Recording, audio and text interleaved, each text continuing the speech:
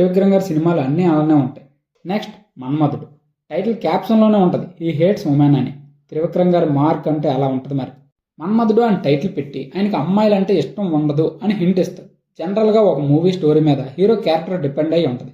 కానీ ఈ movie story మాత్రం హీరో క్యారెక్టర్ మీద డిపెండ్ అయి ఉంటుంది. ఏదైనా విషయం హీరోని బాధ పెడితే మళ్ళీ వాటి మొహం కూడా చూడడు. ఫ్లాష్ బ్యాక్లో హీరోయిన్ వదిలేసి వెళ్ళిపోద్ది. ఆ తర్వాత హీరో క్యారెక్టర్ ప్రకారం అమ్మాయి అంటేనే ఇష్టం లేకుండా ఉంటాడు. మన్మధుడు మూవీ కూడా టైలర్ మేడ్. ఎందుకంటే మన్మధుడు అన్న పదానికి కేర్ ఆఫ్ అడ్రస్ నాగార్జున గారు.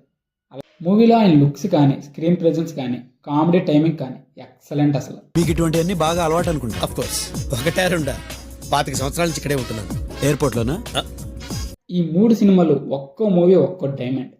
ఈ మధ్య కాలంలో తెలుగులో త్రివిక్రమ్ గారు లాంటి క్యాపబుల్లో ఉన్న రైటర్స్ రావడం లేదు.